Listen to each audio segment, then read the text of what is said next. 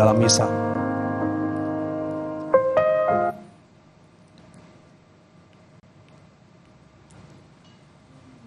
Paus Fransiskus, saudara, hadir ke Indonesia untuk menjalani beberapa kegiatan pada September 2024. Diawali dengan kunjungan ke Istana Negara waktu itu di tanggal 4 September 2024, bertemu dengan Presiden Joko Widodo saat itu.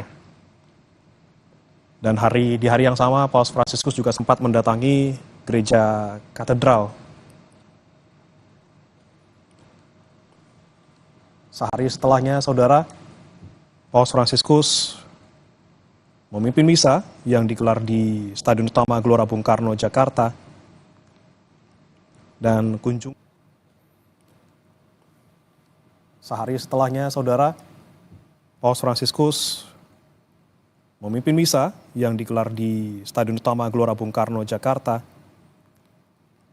Dan kunjungan dari Paus Fransiskus ke Indonesia waktu itu berakhir di tanggal 6 September 2024.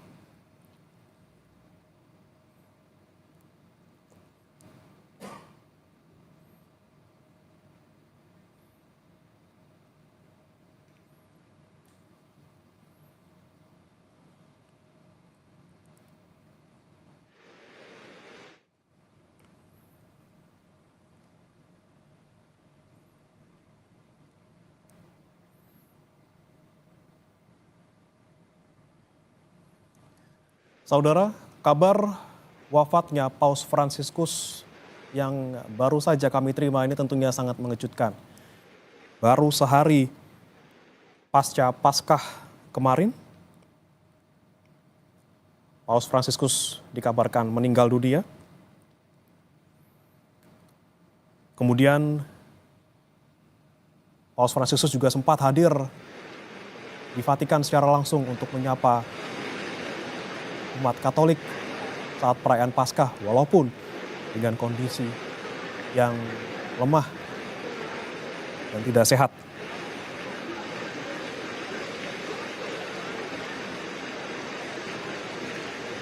Pada saat kemarin, saudara, ketika Paus Fransiskus menghadiri ataupun hadir dalam perayaan Minggu Paskah, Paus Fransiskus menyerukan gencatan senjata di Gaza dan pembebasan sandera. Paus Fransiskus wafat di usia 88 tahun, saudara. Hanya muncul sesaat saat perayaan Paskah di balkon Basilika Santo Petrus. Namun pesan yang disampaikan sangat dalam. Paus Fransiskus menyerukan gencatan senjata di Gaza dan pembebasan sandera.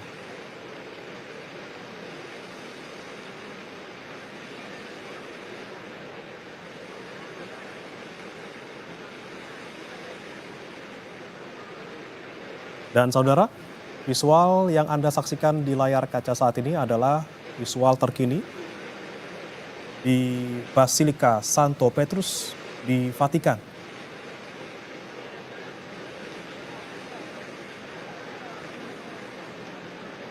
Disinilah, saudara, di mana Paus Fransiskus saat perayaan Paskah kemarin, hari Minggu, menyampaikan pesan yang sangat dalam. Sekali lagi, hanya muncul sesaat saja, mengucapkan selamat Paskah, kemudian memberikan pernyataan dan seruan untuk gencatan senjata di Gaza dan pembebasan sandera.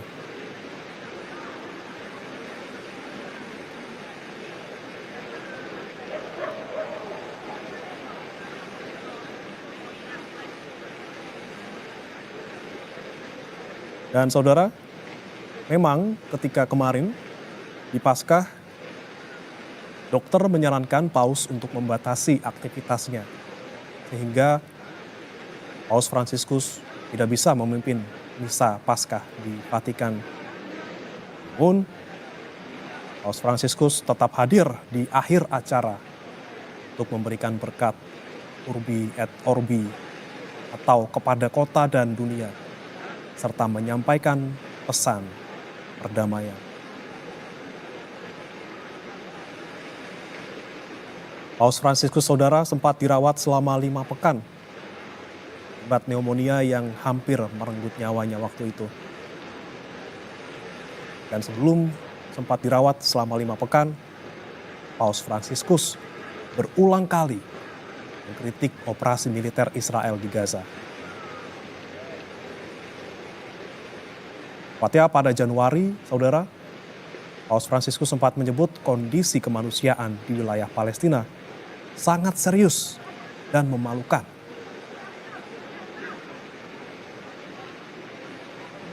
Dalam pesan Paskah yang disampaikan oleh Paus Fransiskus minggu kemarin, Paus menggambarkan situasi Gaza sebagai situasi yang dramatis dan menyedihkan.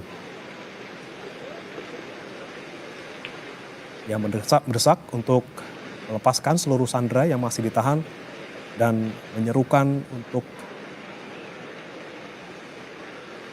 semuanya dilepaskan, kemudian mengutuk maraknya antisemitisme global yang disebut mengkhawatirkan. Paus Fransiskus juga sempat menyampaikan kedekatan beliau dengan penderitaan rakyat Israel dan Palestina.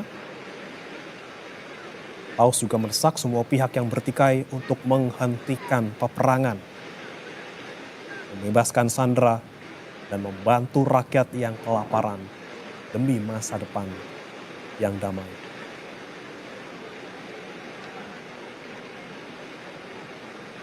Dan saudara, visual yang Anda saksikan saat ini di layar kaca Anda, sebelah kanan ini adalah situasi terkini di Vatikan. Dan sebelah kiri ini adalah dokumentasi saat Paus Fransiskus berkunjung ke Indonesia pada bulan September 2024.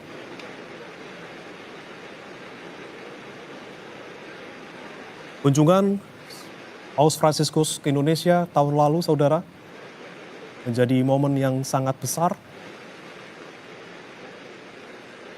tentunya bagi umat Katolik yang ada di Indonesia.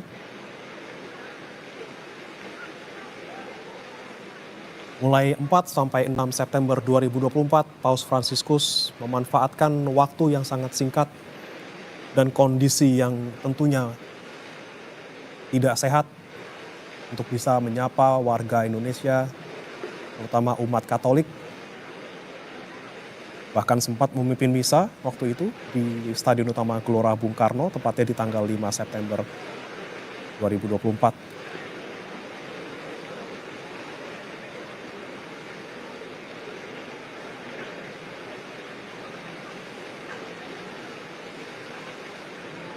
Sekali lagi saudara, informasi wafatnya Paus Fransiskus disampaikan tadi sekitar pukul 7:35 pagi, Senin, waktu setempat.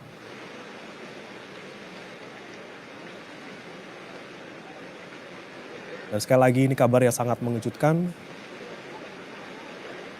di mana Paus Fransiskus sempat menyapa umat Katolik di Vatikan kemarin saat perayaan Minggu Paskah.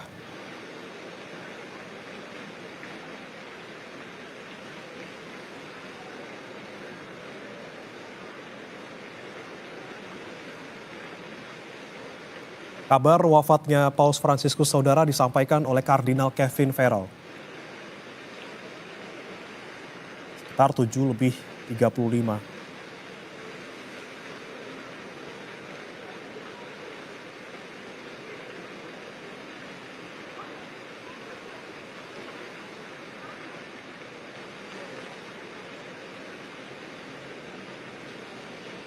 Paus Fransiskus sebelum berpulang saudara sempat dirawat selama 5 pekan lamanya akibat pneumonia yang diderita.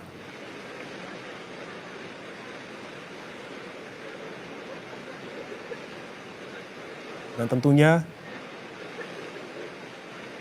wafatnya Paus Fransiskus tidak hanya dirasakan oleh umat Katolik yang ada di Vatikan, namun tentunya seluruh umat Katolik yang ada di penjuru dunia, terutama juga Indonesia. Karena Indonesia juga sempat menjadi salah satu negara yang dikunjungi oleh Paus Fransiskus tahun lalu.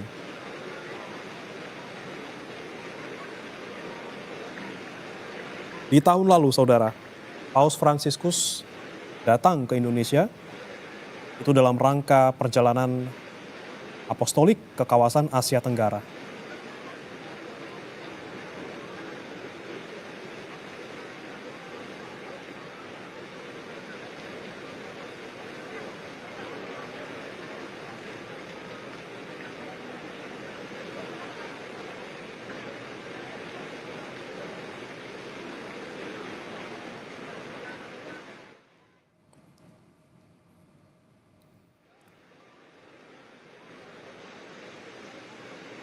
Dan saudara, saat ini kita telah terhubung melalui sambungan telepon dengan Laurentius Sutadi, Vikjen Kuskupan Ketapang. Selamat sore, Bapak. Ya, selamat sore, Desa. Ya, baik. Bapak Laurentius, apakah Bapak sudah mendengar kabar terkait dengan wafatnya Paus Fransiskus baru saja? Ya, baru saja mendengar ada berita di beritanya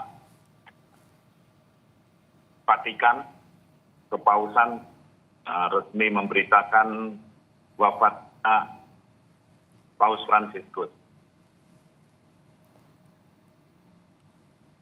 Ya, oke, Pak Laurentius, terkait dengan wafatnya Paus Fransiskus ini tentunya sangat mengejutkan bagi dunia, karena baru saja memang kemarin Paus Fransiskus sempat hadir dalam Paskah di hari Minggu, Pak Laurentius. Bagaimana Anda kemudian melihat seperti apa Paus Fransiskus kemarin ketika menyampaikan pesan-pesan untuk umat Katolik tentunya saat Minggu Paskah? Oh ya, sebenarnya Paus Fransiskus sudah mengalami sakit bulan Februari yang lalu, dan itu sebenarnya sudah lama sakit tersebut, yakni sakit infeksi paru-paru yang sudah dialami sejak lama dulu, bahkan pernah dioperasi bagian dari paru-parunya yang infeksi kan diambil. Nah, sekarang bagian yang terserang adalah paru-paru juga. Tapi kemudian dinyatakan oleh dokter di rumah sakit bisa kembali ke Vatikan, ke tempat beliau tinggal, yakni di Domus Mata, tempat ia hidup, tinggal di situ, bekerja di situ, untuk menjalani pemulihan, menjalani recovery. Tetapi ternyata pada hari ini dia dipanggil oleh Tuhan. Memang ia berusaha untuk tetap menjalankan perutusannya, tugasnya sebagai paus untuk seluruh umat Katolik di dunia, tapi juga sebagai uskup Roma. Alle 5 di questa mattina il vescovo di Roma Francesco è tornato alla casa del Padre. La sua vita tutta intera è stata dedicata al servizio del Signore e della sua Chiesa. Ci ha insegnato a vivere i valori del Vangelo con fedeltà, coraggio e amore universale, in modo particolare a favore dei più poveri ed emarginati. Con immensa gratitudine per il suo esempio di vero discepolo del Signore Gesù, raccomandiamo l'anima del Papa Francesco all'infinito amore misericordioso di Dio uno e trino. Grazie.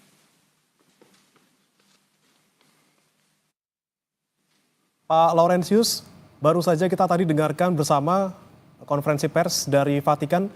Sempat mendengar Pak Laurentius?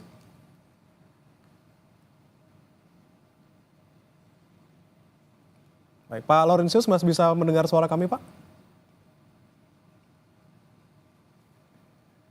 Ya, baik, saudara, kami masih akan memperbaiki sambungan kami bersama dengan Pak Laurentius.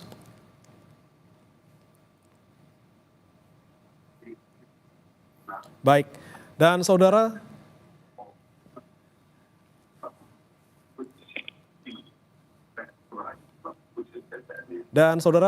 kita kini akan langsung terhubung bersama Pak Trias Kuncahyono. Selamat pagi, maksud kami selamat sore, Pak Trias. Selamat pagi. Baik, waktu Vatikan selamat pagi, Pak Trias ya.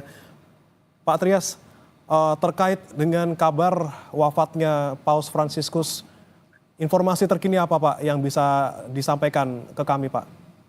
Ya, selamat siang Mas. Ya. Memang sudah tersiar di berbagai macam media Mas, semua TV internasional sudah memberitakan tentang wafatnya Paus Fransiskus. Jadi Paus Fransiskus wafat tadi pagi pukul 07.35 Mas. Jadi sudah ada berapa? 3 jam yang lalu ya. 3 jam lalu 07.35 dan sampai sekarang kami tadi dapat informasi di beberapa saat yang lalu tentang wafatnya Paus Fransiskus. Tentang hal-hal yang lain tentu masih menunggu informasi yang lebih langsung dari pihak Tata Suci. Ya. Tapi untuk tahapan ataupun prosesi berikutnya, Pak Trias, ini apakah langsung ada pemakaman seperti itu, Pak? Tidak, pasti ada waktu berapa hari lagi gitu. Itu tidak ada ketentuannya Mas, ketentuannya yang tentang kapan dimakamkan dan sebagainya itu. Ada ketentuannya semuanya yang mesti kita pelajari bagaimana biasanya pihak Vatikan akan mengeluarkan ketentuan itu. Oke. Ya. Mungkin kalau bisa dijelaskan ke kami Pak Trias terkait dengan mekanisme ataupun prosesi-prosesi yang sekiranya nanti akan dilakukan setelah hari ini Paus Fransiskus wafat, apa saja Pak yang akan dilalui seperti itu? Nah, tentu yang pertama kan pemakaman ya, ada prosesi, ada penghormatan misa dan sebagainya, pemakaman dan sebagainya, pemakaman kan itu pemilihan paus yang baru. Tapi semuanya ada prosedurnya yang harus ditaati, yang sudah ada ketentuannya itu yang mesti harus kita lihat dulu seperti apa. Setiap hari kan berubah-ubah Mas. Oke, tadi baru saja Pak Trias kami saksikan langsung, tadi ada konferensi pers langsung dari Vatikan, apa sempat melihatnya juga Pak Trias? Saya kurang ikuti Mas, karena ada banyak banget ini. Orang pada masuk mau cari konfirmasi. Oke, baik. Terkait pemakaman Pak Trias, untuk siapa saja yang boleh hadir ataupun bagaimana kemudian mekanisme di sana, apakah seluruh umat Katolik boleh hadir? Seperti apa biasanya yang dilakukan? Misalnya kalau berangkat dari pengalaman yang sudah memang semua orang boleh hadir kan, semua orang boleh sekarang melayat kan, semua orang boleh melayat. Itu kan biasa melayat, biasanya ya di lapangan Santo Petrus sana. Ya, biasa akan seperti yang kita lihat pemakaman Paus Yohanes Paulus II, Paus Benediktus dan sebagainya itu kan semua terjadi dan semua umat, siapapun yang ingin melayatkan diperbolehkan ya. Dan memang yang masuk ke dalam ke Vatikan itu yang ada pilihan. Tapi kalau masyarakat umum, umat biasanya juga boleh melayat di lapangan Santo Petrus. Oke, Pak Trias, ini kami juga dapatkan informasi bahwa kemungkinan nanti pemakaman Paus ini tidak dilakukan secara rumit seperti paus-paus sebelumnya, dan dikabarkan juga akan ada beberapa tradisi-tradisi yang dibatalkan. Kemudian ada juga informasi yang menyebutkan Paus Fransiskus ini menjadi paus pertama yang dalam lebih dari 1 abad ini dimakamkan di luar Vatikan. Kalau dari informasi di sana seperti apa, Pak Trias? Ya, itu tadi yang awal mula saya sampaikan. Kita mesti menunggu penjelasan langsung, informasi yang dari pihak Tata Suci. Karena Paus menginginkan, pada waktu itu menginginkan banyak perubahan yang tadi yang seperti Anda sampaikan, penyederhanaan dalam pemakaman. Itu memang iya, dan harus kita lihat lagi bagaimana nanti seperti apa penyederhanaan itu, ya, kita kan belum tahu sepenuhnya, sehingga memang tadi seperti saya sampaikan mesti menunggu informasi yang lebih detail dan lebih jelas dari pihak Tata Suci. Dan memang Paus sendiri sudah menyatakan beberapa waktu yang lalu tidak ingin dimakamkan di makam bawah Basilika Santo Petrus, tapi Paus menginginkan untuk dimakamkan di Basilika Maria Maggiore, juga ada di Roma, ya, di situ ada jumlah paus yang ada 7 paus yang ada dimakamkan di situ. Oke, Pak. Jadi ini memang tadi Anda sampaikan sudah 100 mungkin 1 abad terakhir ini memang paus yang pertama yang dimakamkan di luar Basilika Vatikan. Itu memang tinggal paus tadi saya sampaikan untuk dimakamkan di Basilika Santa Maria Maggiore. Baik. Pak Trias, tentunya kabar ini sangat mengejutkan karena baru kemarin Paus hadir langsung di Misa Paskah di Vatikan. Nah, terkait dengan kemarin Pak Trias, ketika mungkin Anda juga sempat menyaksikan di sana, bagaimana sebenarnya kondisi Paus Fransiskus di hari Paskah minggu kemarin, Pak? Ya, Mas, memang puji Tuhan saya kemarin ada di Vatikan juga, jadi menyaksikan bagaimana Paus memberikan berkat Urbi et Orbi yang terakhir, ternyata yang terakhir, ya, memberikan berkat bagi kota dan dunia yang selalu diberikan pada Natal dan Paskah.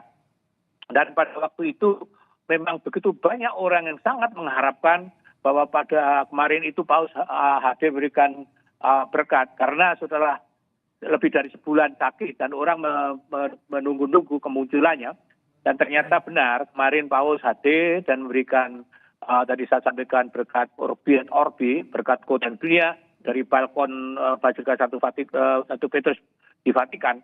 Tapi tidak seperti biasanya, Paus tidak berpidato atau menyampaikan homili, menyampaikan khotbah, memberikan pesan-pesan Paskah seperti sebelum-sebelumnya. Pesannya dibacakan oleh seorang uskup agung di situ. Jadi Paus duduk di sampingnya dengan kondisi yang memang habis sakit. Dan kemudian pada mulanya Paus hanya menyapa pendek Selamat Paskah, gitu, hanya menyapa pendek Selamat Paskah, saudara-saudara sekalian, umat beriman, gitu. Kemudian disampaikan, dilanjutkan dengan pembacaannya yang pesan-pesan beliau dibacakan oleh seorang uskup.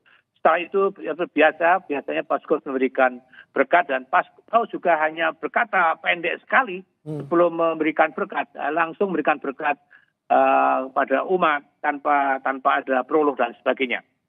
Setelah itu dan kemudian ketika yang masa ada di bawah bertepuk tangan dan meneriakkan kata dia, nama dia, itu kemudian Paus mengundurkan diri. Tetapi pada waktu itu lain dari biasanya, umat yang ada di Santo Petrus tidak langsung bubar, masih ada di situ, semua menunggu.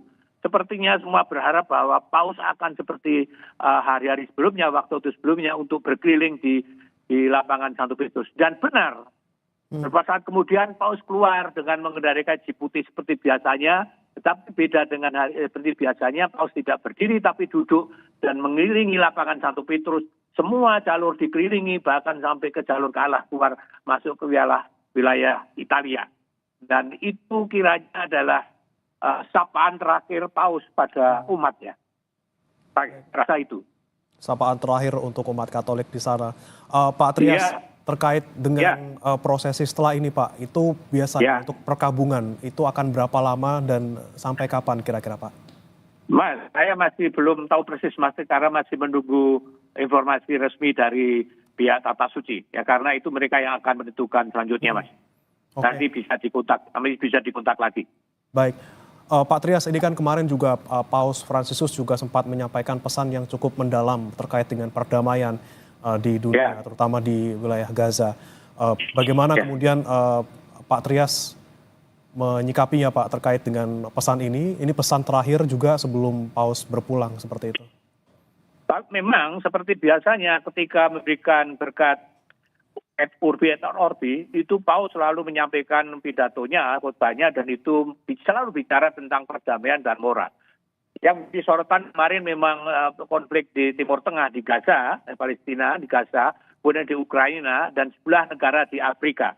Itu yang menjadi concern Paus selama ini. Karena kita tahu itu, Paus sangat concern terhadap perdamaian, dan itulah misi utamanya, mengupayakan perdamaian dunia.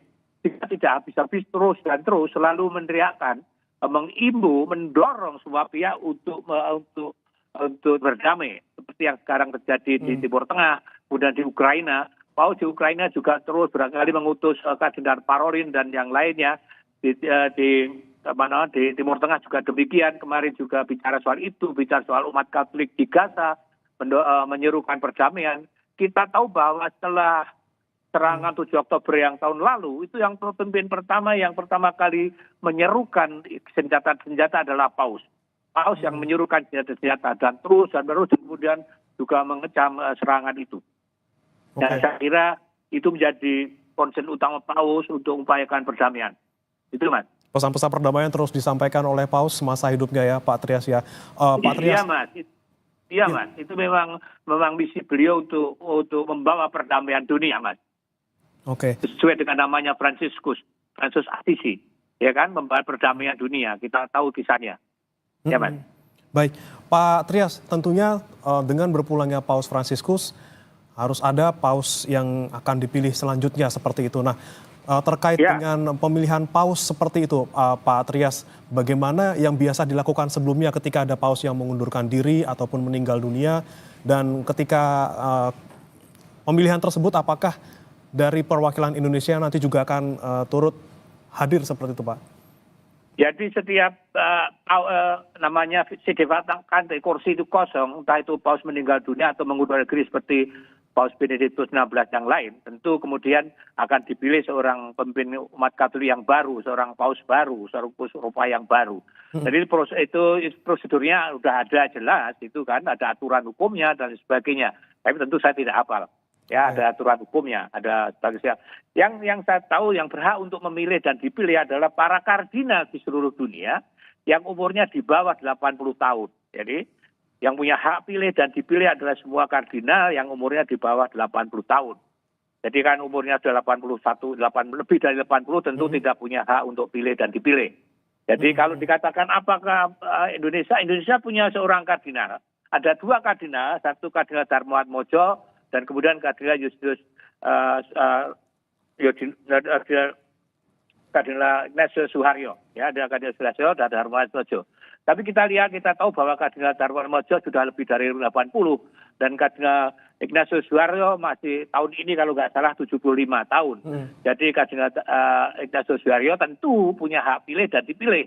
Ya, apakah Kardinal Suharyo akan berangkat ikut konsili untuk konklav? Saya tidak tahu. Itu yang tahu Anda bisa tanya kepada Kardinal Suharyo. Oke, berarti belum ada kabar ya, Pak, ya Kardinal Suharyo akan ke Vatikan, Pak? Belum. Silakan Anda Kompas TV bertanya kepada Kardinal Suharyo. Saya belum kontak pada Kardinal Suharyo. Jadi beliau apakah akan hadir atau tidak. Tapi seperti disampaikan, semua kardinal di seluruh dunia yang berusia di bawah 80 tahun berhak memilih dan dipilih dalam konklaf dalam pemilihan paus. Itu kan. Baik. Pak Trias, mungkin kita juga masih membicarakan terkait dengan mungkin siapa yang selanjutnya akan menjadi paus setelah Paus Fransiskus. Nah, biasanya ketika ada paus yang berpulang ataupun mengundurkan diri, siapa kandidat kuat yang sekiranya akan menjadi paus berikutnya dari sekian banyak mungkin kandidat yang ada di sana, Pak? Kalau beda, Mas, kita tidak seperti pemilihan presiden, Mas. Jadi siapa yang kuat, siapa yang lemah, tidak ada. Semua punya potensi untuk jadi paus. Gitu. Semua punya potensi, dan dia dikatakan bahwa paus, istilahnya Papa Billy, semua ada berpeluang jadi paus. Memang kemudian media biasanya memberitakan siapa yang berpeluang dan sebagainya, itu analisa yang beredar. Yang kalau saya katakan siapa yang kuat, saya tidak tahu, Mas. Ya, iya. Tentunya itu nanti akan tergantung di sana ya Pak ya, di Basilika. Iya. Karena semua punya, tadi saya sampaikan, semua hak pilih dan dipilih ya. Maka saya sampaikan sangat berbeda dengan pemilihan pemimpin negara ya, pemimpin negara yang umum dimanapun berada. Ini berbeda sekali dengan yang ada di pemilihan seorang paus, karena dia pemimpin agama atau suci dan sangat berbeda ya. Dan ini prosedurnya berbeda, cara milih berbeda, tidak ada kampanye, tidak ada yang dikampanyekan, tidak ada yang mengkampanyekan diri, tidak ada yang mencalonkan, tidak ada yang dicalonkan. Itu prosedur seperti itu. Oke. Kira-kira seperti itu, Mas. Baik. Pak Trias, Ya. kita kenang kembali sosok Paus Fransiskus yang kita kenal sangat humble, sangat merakyat seperti itu ya, menggait semua pihak seperti itu. Kemudian Anda juga sempat menulis buku Francis, Pope for the People. Nah, apa saja yang kemudian Anda torehkan dalam buku tersebut terkait sosok Paus Fransiskus, Pak Trias? Ya, saya menulis buku itu, Francis Pope for the People, ketika September lalu ketika Paus melakukan perjalanan kunjungan Aspuli ke Indonesia. Saya dengan menulis buku itu ingin memperkenalkan lebih jauh tentang Paus Fransiskus, seorang paus yang pertama dari Amerika Latin, pertama seorang Yesuit, pertama bernama Francisco, dan pandangan-pandang hidupnya dan kemudian misinya dan sebagainya. Ini yang ingin saya perkenalkan, bagaimana seorang paus yang begitu sederhana. Anda dan kita masyarakat Indonesia menyaksikan bagaimana ketika paus berada di Indonesia dengan mobil yang sangat sederhana, dan mudah menjadi bahan pembicaraan banyak orang, dan kemudian yang juga viral jamnya yang sangat sederhana, dan kemudian sangat mudah ditemui banyak orang. Itu yang sosok seorang paus yang sangat sederhana, dan itu sudah ia lakukan sejak dia jauh pada waktu menjadi uskup di Argentina sana, di Buenos Aires. Jadi bukan sesuatu yang baru bagi seorang Fransiskus untuk menjalankan hidup sederhana. Dan itu yang ingin saya sampaikan pada masyarakat banyak.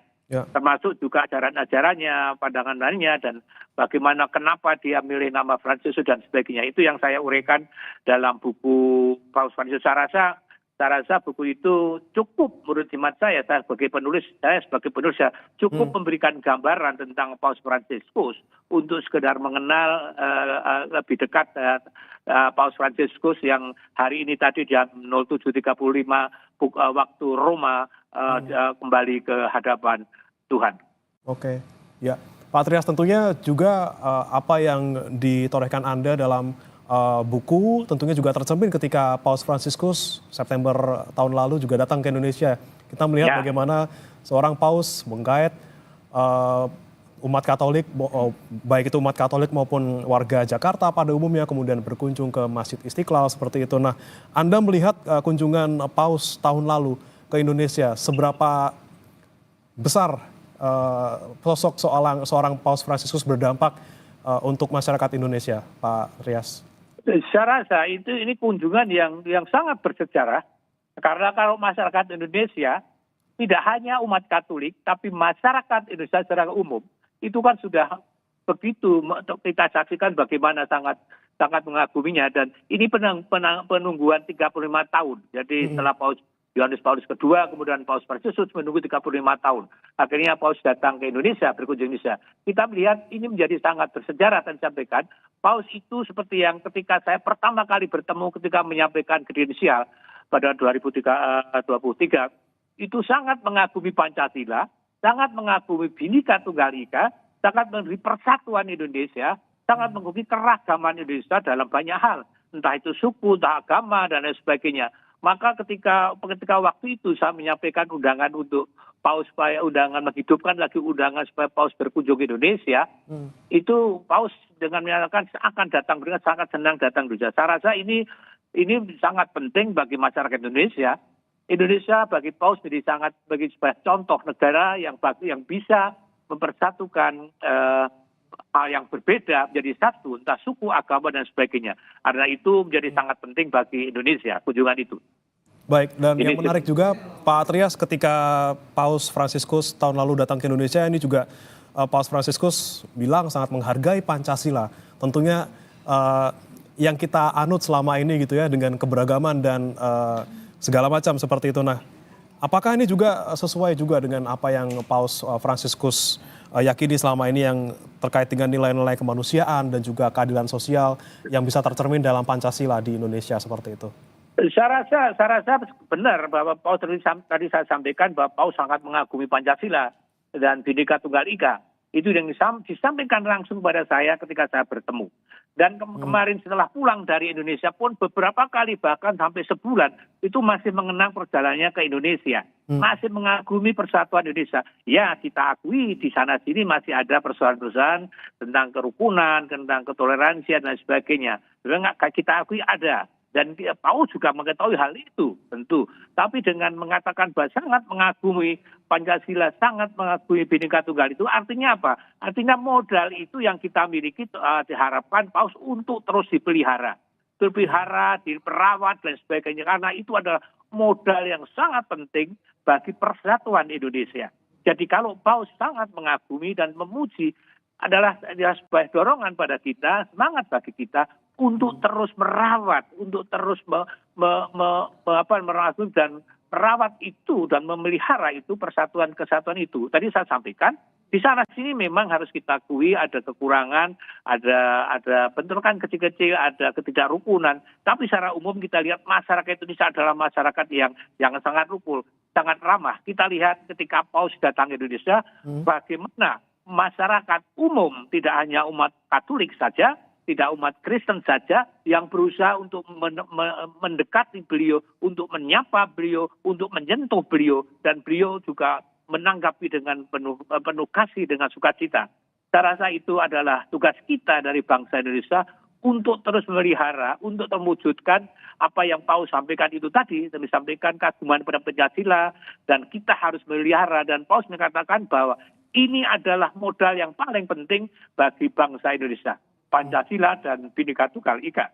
Yang itu bolak-balik disampaikan Paus. Saya rasa itu adalah pesan yang sangat penting bagi bangsa Indonesia. Kira-kira begitu, Mas.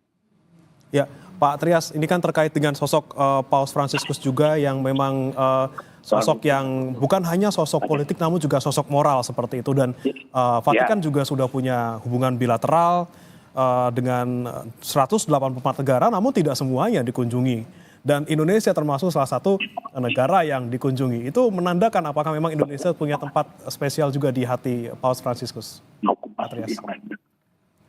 Apa maksudnya, Mas? Mohon maaf.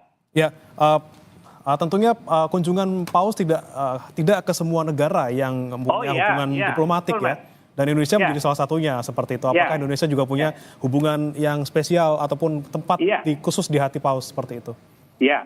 Mohon maaf, tadi saya terganggu ada sambil lihat breaking news dari Vatikan, Mas. Mohon maaf, jadi saya agak terganggu ini antara mata dan mulut saya berbeda ini. Baik, Pak. Mohon maaf. Ya, jadi saya banyak telepon yang masuk, saya harus tapi tadi termasuk barusan Bapak Kardinal telepon saya tapi sebelum saya angkat. Ya, Bapak Kardinal barusan telepon saya. Tapi belum saya angkat. Ya, Mas, ada 185 negara dan organisasi yang mempunyai hubungan diplomatik dengan tata suci. Itu sesuatu hal yang sangat istimewa. Sangat istimewa, Mas. Karena jumlah anggota PBB kan berapa? 196 berapa? Jadi sangat istimewa. Dan tentu tidak semua negara itu dikunjungi, Mas. Sangat tidak mungkin, ya. Tentu ada pertimbangan. Kenapa Indonesia? Itu pertanyaan yang disampaikan sejumlah duta besar, rekan sahabat kami, dekat saya ketika Indonesia, ketika Paus memutuskan untuk berkunjung ke Indonesia. Antara lain duta besar Australia bertanya, kenapa Indonesia? Kenapa? Banyak duta besar yang bertanya, kenapa Indonesia? Kenapa? Itu pertanyaan yang why dan why itu yang akan muncul ketika itu. Dan saya katakan, kalau Anda tanya mengapa, yang paling tahu adalah Paus Fransiskus. Kenapa mengunjungi Indonesia? Tapi saya sampaikan, kenapa Indonesia? Karena Indonesia punya Pancasila. Karena Indonesia punya Bhinneka Tunggal Ika yang tidak dimiliki oleh negara lain. Itu yang saya sampaikan. Karena apa? Karena Paus sangat mengagumi itu. Jadi saya rasa itu menjadi pilihan Paus. Indonesia adalah negara yang jumlah penduduknya sangat banyak, 280 berapa 7 juta. Kira-kira itu. Ya. Tapi Indonesia adalah negara yang mayoritas penduduknya Muslim. Tetapi umat yang lain, umat Katolik, Kristen, Buddha, Konghucu dan sebagainya, dan keyakinan sebagainya bisa hidup aman dan tentram. Ya, rukun. Ada tempat beribadah, meskipun tadi saya sampaikan harus kita akui dengan besar hati bahwa di sana sini ada persoalan. Tapi secara umum itu adalah yang baik, hubungan yang sangat baik. Maka dia sampaikan Paus sama keluar itu. Ya, kalau kemudian kenapa Indonesia? Saya rasa itu menjadi pertimbangan Paus juga. Ya, selain itu juga Indonesia itu memberikan sumbangan yang sangat besar dalam misalnya dalam pengiriman misionaris di seluruh dunia. Ada begitu banyak putra-putra Indonesia, imam dan suster, biarawan-biarawati yang dikirim di seluruh dunia. Sesuatu hal yang sangat baru, yang sangat aneh. Dulu agama Katolik dan Kristen dari Eropa masuk ke Indonesia, sekarang berbalik dari Indonesia keluar ke Eropa, ke Amerika Latin, ke Afrika, ke Asia dan lain sebagainya. Itu. Ada satu misalnya SVD saja, lebih dari 500 orang imam pergi ke seluruh dunia. Di Italia saja ada sekitar 2.000 imam dan biarawan dalam biarawati Indonesia. Jadi ini tentu membuat Paus sangat bangga akan Indonesia. Di satu sisi negara Indonesia sebagai Muslim terbesar, tapi bisa mengirimkan salah satu pengirim misionaris terbanyak gitu ya, Pak Trias ya?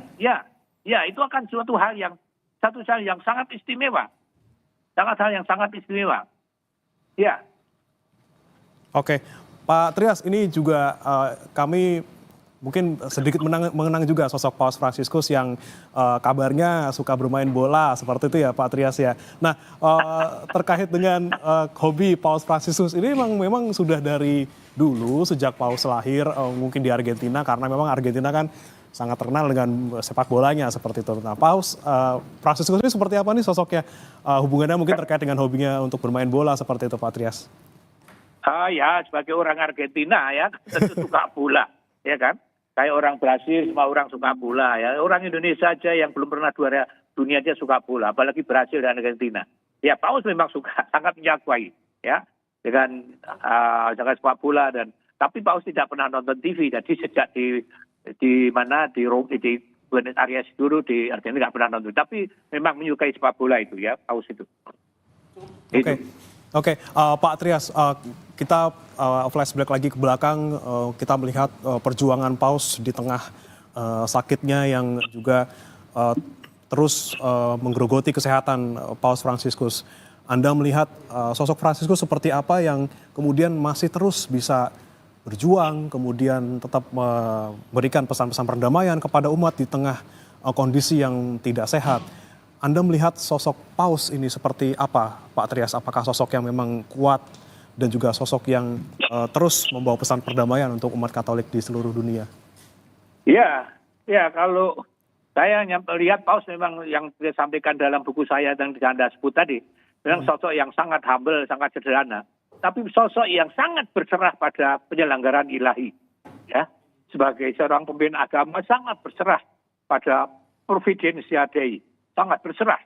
Sehingga ketika sakit selama lebih dari sebulan pun tetap berjuang keras untuk tetap hadir.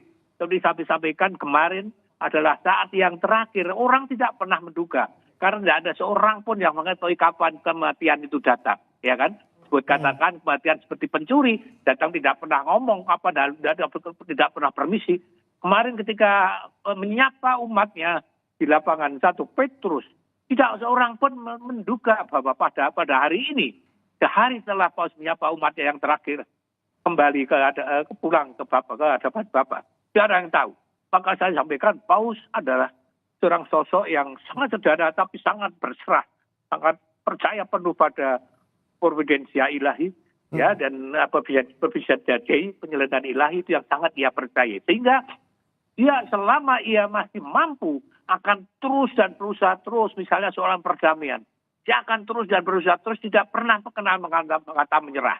Ya, pernah mengata menyerah. Selalu meneriakkan, menghimbau perdamaian Timur Tengah, Ukraina, negara-negara lain di Yaman, bahkan selalu bicara dengan Myanmar, sejumlah negara Afrika, terus dan terus tidak pernah lelah. kalau kita ikuti humilinya, pidatonya selalu bicara soal perdamaian.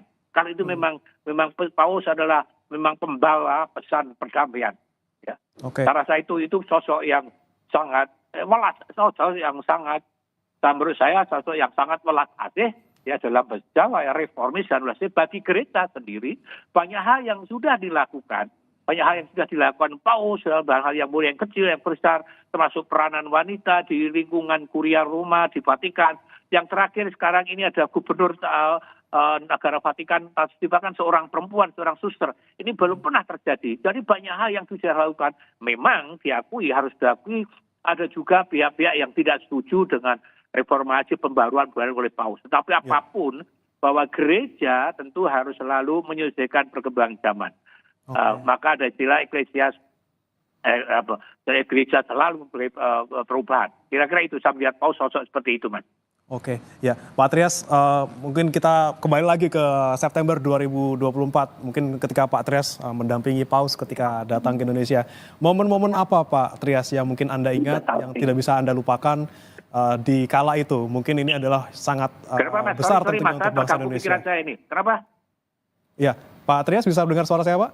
Ya, momen ketika Paus dengan sangat mudah disapa oleh masyarakat, itu menurut saya sangat istimewa. Tidak ada presiden di manapun juga negara. Buka kaca di tengah-tengah Bundaran HI itu ya Pak ya, waktu itu ya Pak ya? Ya, dimanapun Paus berada, umat datang dan masyarakat datang menyerbu dia untuk menyapa, untuk menyentuh, ya, untuk apapun, untuk melihat secara langsung. Itu dilihat di mana-mana, di depan gedung KWI, di Bundaran Patung Tani, di HI, dimanapun. Dan Anda bisa bandingkan, tidak ada pemimpin seperti itu yang tidak takut akan bahaya. Ya kan, nggak akan takut akan bahaya. Karena ada orang yang jahat kan bisa terjadi. Tapi tidak. Karena apa? Tadi saya sampaikan, Paus percaya penuh dengan Providentia Dei. Penyelenggaraan dari bawah, kehadiran dia berguna bagi masyarakat banyak. Nah, saya rasa itu bagi saya sangat mengesankan, Mas.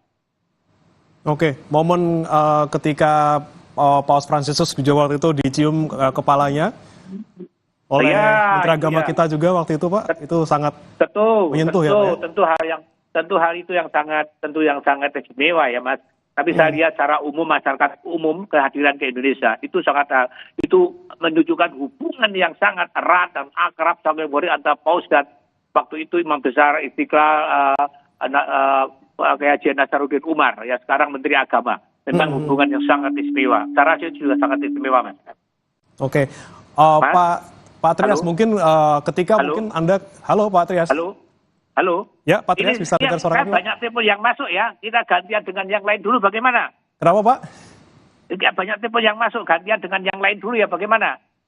Ya, ada Bapak Kardinal ini pun saya. Oh, oke, Bapak Kardinal menelpon Pak Trias. Baik, Pak Trias. Ya, baik. Terima kasih Pak Trias sudah bergabung bersama kami. Pak Trias di Kompas TV.